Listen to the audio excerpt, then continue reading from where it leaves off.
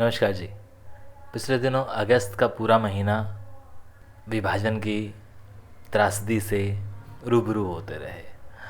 हालांकि पिछला महीना ही नहीं, कहना यूँ चाहिए कि हमारे बुज़ुर्ग तो पिछले 78 साल से इस त्रासदी से रूबरू होते रहे। उन्होंने फेस किया इन चीज़ों को।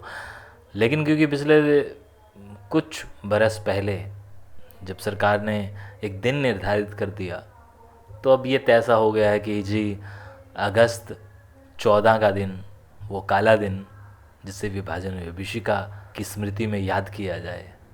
हालांकि लोग या मैं भी पहले यही कह जाता था कि मनाया जा रहा है, बट अब ये लगा कि नहीं, ये मनाने की चीज़ नहीं है। लेकिन जिस तरह से इस पूरे महीने में इसे जगह जगह किया गया, लोगों को याद दिलाया गया, वो बहुत ज़रूरी था।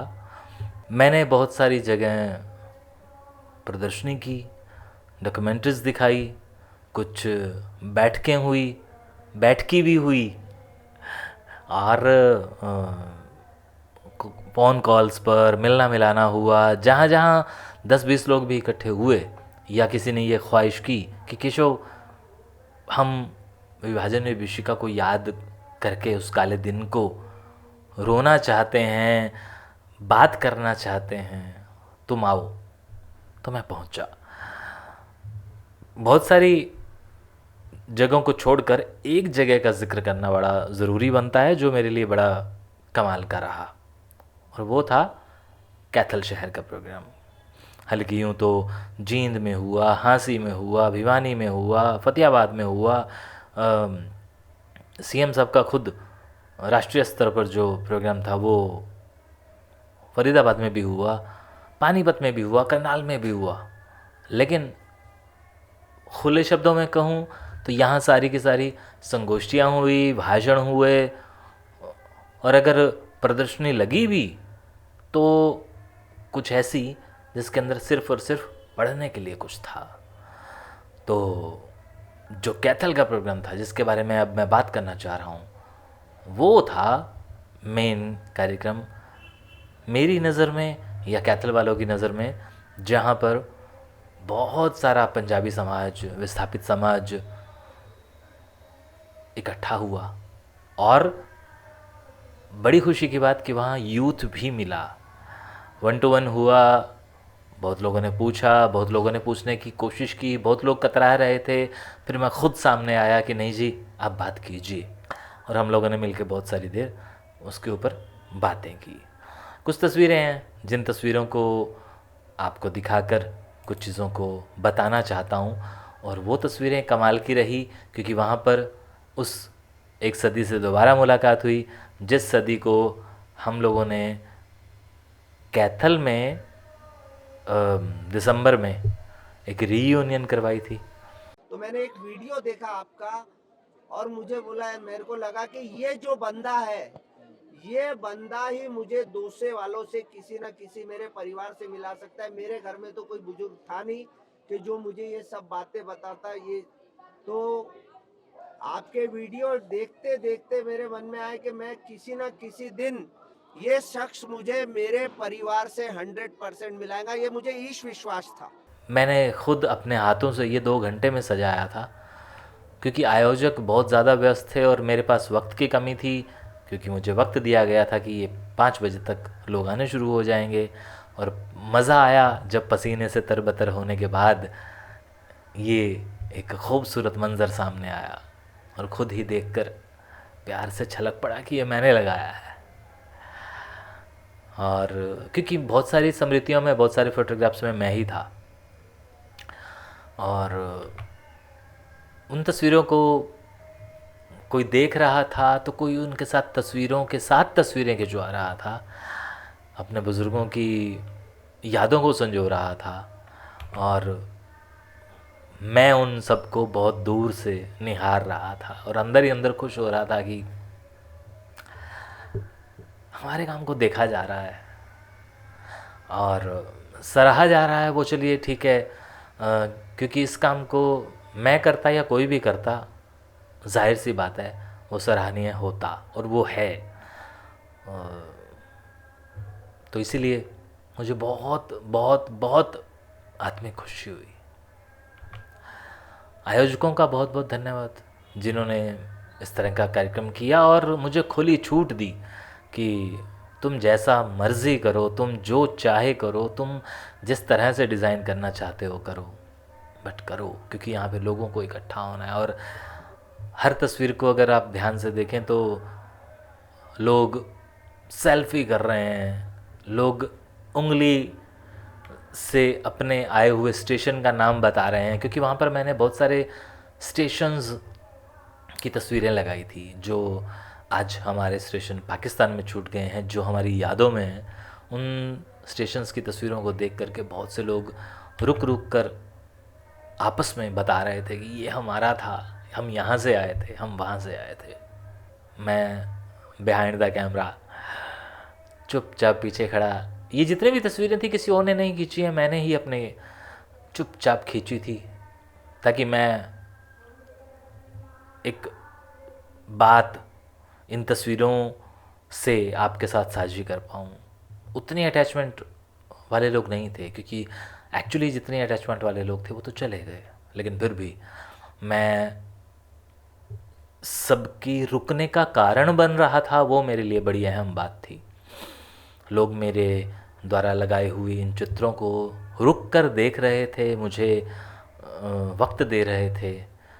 और फिर जब मुख्य अतिथि का आगमन हुआ तो मैं थोड़ा और पीछे हो गया ताकि मैं देख पाऊँ।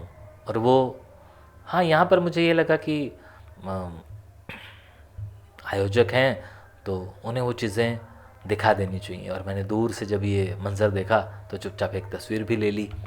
ये कारवां जा पहुंचा इस प्रदर्शनी हॉल से सीधा अंदर वाले हॉल में, जहां पर एक वृत्त चित्र का प्रदर्शन होना था।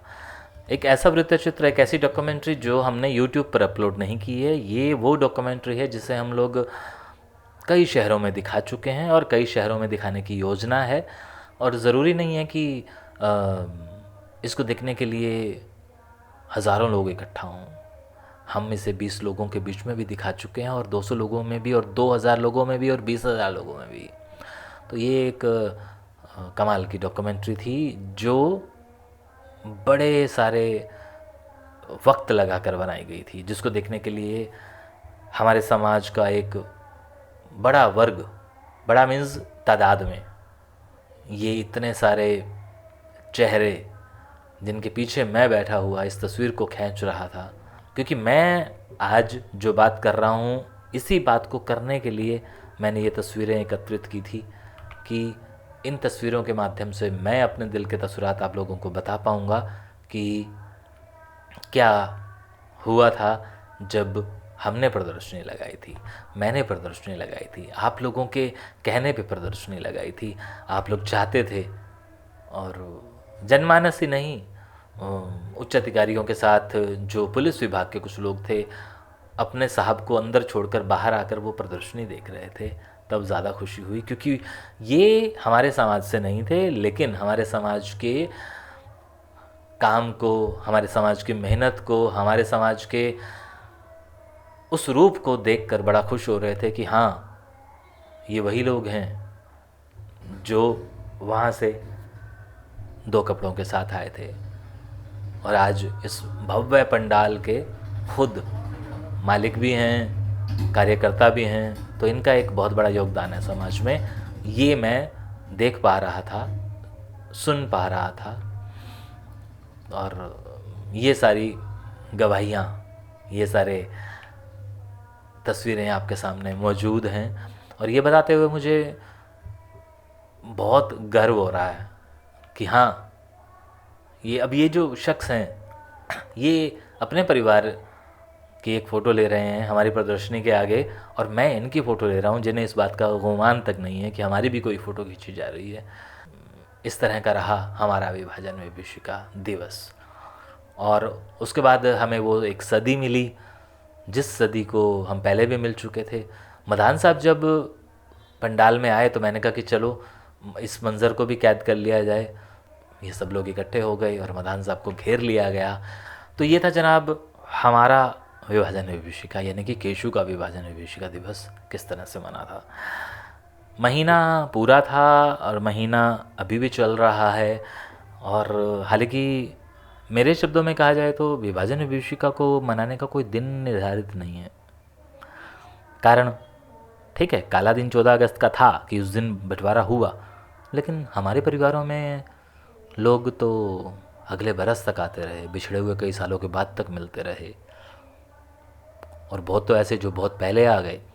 और ठीक है, जिस तरह से जो जो कर रहा है करता रहे, हम अपने ढंग से उन चीज़ों को समझ पा रहे हैं तो हम अपने ढंग से कर रहे हैं।